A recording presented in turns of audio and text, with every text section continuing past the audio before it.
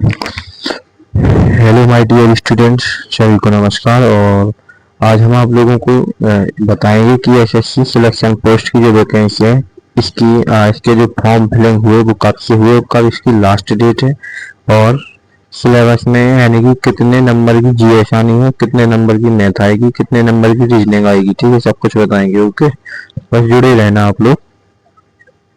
देखो, सबसे पहले तो ये वेबसाइट है ssc.gov.in पर आप जा सकते हैं। आप खुद भी चेक कर सकते हैं। यदि आपको परेशानी है तो फिर छोड़ दीजिए। फेज 13 2025 सिलेक्शन पोस्ट, तो ये कौन सी वैकेंसी है? फेज 13 और एसएससी सिलेक्शन पोस्ट। चलिए, सबसे पहले आपको मैं यहाँ ले चलता हूँ। ओके, आवाज क्लियर है कि नहीं? सबसे पहले तो वॉइस क्लियर है मेरी कि नहीं? देखो, dates for submission of online application, तो आवेदन की जो तिथि है वो 2 तारीख से स्टार्ट हो चुकी थी, 2 जून से, और 23 जून इसकी लास्ट डेट है। यानी कि जब तक रेलवे एनटीपीसी का इसी दिन लास्ट पेपर था, बट अब 24 को लास्ट पेपर है एनटीपीसी का। ओके, इसके बाद इसकी तैयारी में लग जाना आप। बेसिकली तैयारी अभी से करना जरूरी है। Last date and time receipt of online application, तो इसकी लास्ट डेट के बारे में यहाँ पर बताया गया है 23 से 2025। अब देखना है साथ ही साथ क्या होगा कि last date and time for making online fees की जो तुम्हारी लास्ट डेट है, जब तुम फीस जमा करोगे वो तुम्हारी लास्ट डेट कब है? जैसे चलो ठीक है, 23 तारीख तक आप लोगों ने फॉर्म नहीं भर पाया, लेकिन जिसको फॉर्म भरना है तो उसको फीस देनी पड़ेगी ज़्यादा, और 24 तारीख तक ये फॉर्म भर सकते हैं। ठीक है, ऐसी संभावना इनमें रहती है।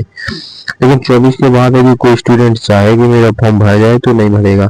Date of window for application from collection including online payment, यदि कोई भी इशू है, कलेक्शन है, उसको सही करवाना है तो 28 तारीख तक आप 28 से 30 तारीख तक आप करा सकते हैं। ठीक है, उसको सही करा सकते हैं। Okay, date of computer based exam, देखो अभी तो इन्होंने दिया था कि आपका फॉर्म भरना है, यहाँ पर फॉर्म भरने की तारीख, साथ ही साथ एग्जाम की भी डेट इन लोगों ने तय कर दी है, 24 जुलाई से लेकर के 4 अगस्त तक। ठीक है, तो 24 जुलाई से आप लोगों को पता है कि एनटीपीसी का भी एग्जाम है। किसका? एनटीपीसी, तो वो भी 12th पास वालों का, अंडर ग्रेजुएट वालों का। ओके, अब हमको लिखना toll free helpline number to be called in case of any different difficulty in filling up to application form. तो हाँ, यदि कोई भी आपके फॉर्म में मिस्टेक है या आपको कोई डाउट है तो आप इस नंबर पर पूछ सकते हैं। ठीक है, ये हेल्पलाइन नंबर होते हैं और इन पर अब हम देखो इसके बारे में ये ज़्यादा जो कुछ भी लिखा है इसके बारे में हम ज़्यादा नहीं बताएंगे, क्योंकि इसका कोई मतलब ही नहीं। जो चीज़ मतलब की थी वो मैंने बता दी। ठीक है, आपको कुछ मतलब नहीं रखना है, बस एक फॉर्म भरो और तैयारी करो और एग्जाम दो। इस वेबसाइट को चेक करते रहिएगा। एक वेबसाइट यहाँ पर भी दी हुई है। ओके, तो काफ़ी सारी वेबसाइट भी है इनकी, बट इनको छोड़ो, हम आपको बताते हैं कितने नंबर की जीएस है, कितने नंबर का क्या आना है।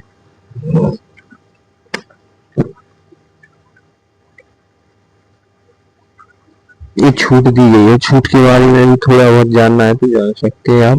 For the post for which age limit 18 से 25 वर्ष।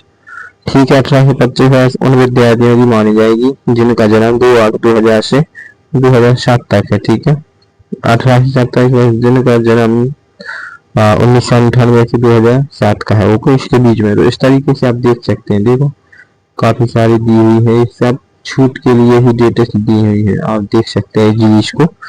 एक बार इसका स्क्रीनशॉट ले लीजिए, मैंने अभी वीडियो को रोक कर रखा है। ओके, इसका भी देख लीजिए, जिन विद्यार्थियों के काम का है वो इसको देख सकता है।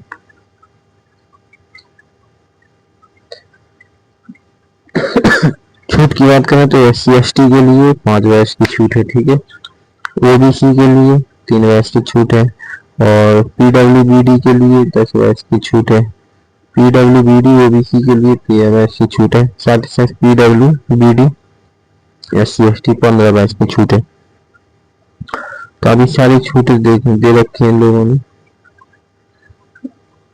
अब इसको छोड़ दीजिए यहाँ से, क्योंकि इतना सारा हम देखेंगे तो पूरा दिन निकल जाएगा हमारा। बहुत बड़ा मतलब एक हिसाब से इनका वो है, क्राइटेरिया है।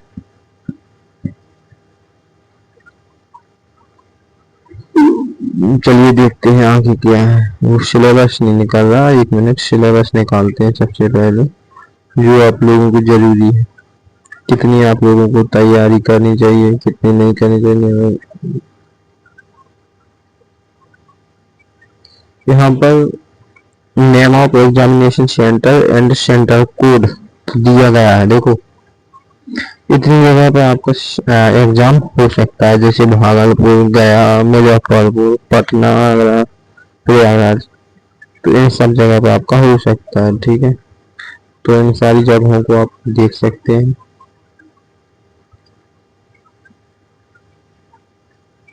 साथ ही साथ regional office of SSC state UT under the jurisdiction, इसमें कुछ address of the regional office and website. चलिए छोड़िए, अभी तो तुम्हें कोई मतलब नहीं है हमको। थोड़ा सिलेबस देख ले।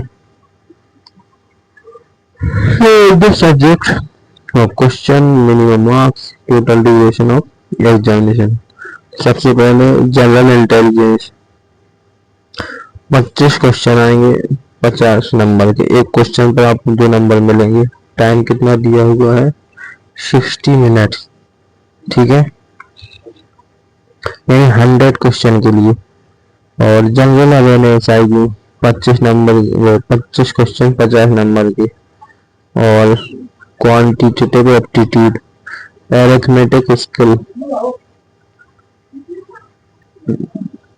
25 क्वेश्चन इसमें आएंगे 50 नंबर के। और यहाँ पर इंग्लिश भी दी हुई है 25 नंबर 50 नंबर की, ठीक है। 25 क्वेश्चन 50 नंबर के, ओके। अब इसके ठीक है,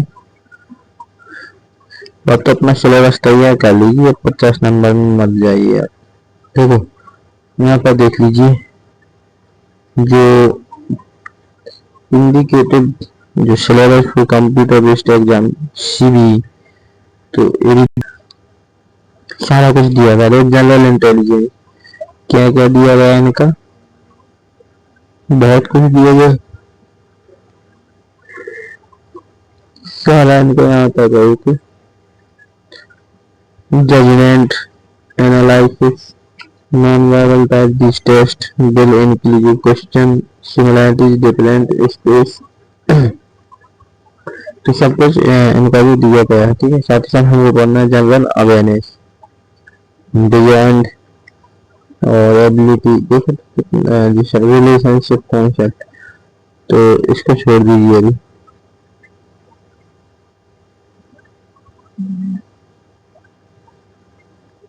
ठीक है। रीजनिंग इसको छोड़िए, तो रीजनिंग का हुआ है। अब देखना इसका हिस्ट्री का, देख लो जनरल अवेयरनेस, जिसमें सब कुछ किया है, किसी भी चीज की इन्होंने कमी नहीं छोड़ी है। यहाँ पर देखना हिस्ट्री में कल्चर भी दिया, ज्योग्राफी दिया, स्पोर्ट्स दिया, इकोनॉमी दिया, साइंस दिया, general polity including Indian constitution and scientific research. The question will be such standard that they do not require special study for any, क्या लिखा, डिसिप्लिन।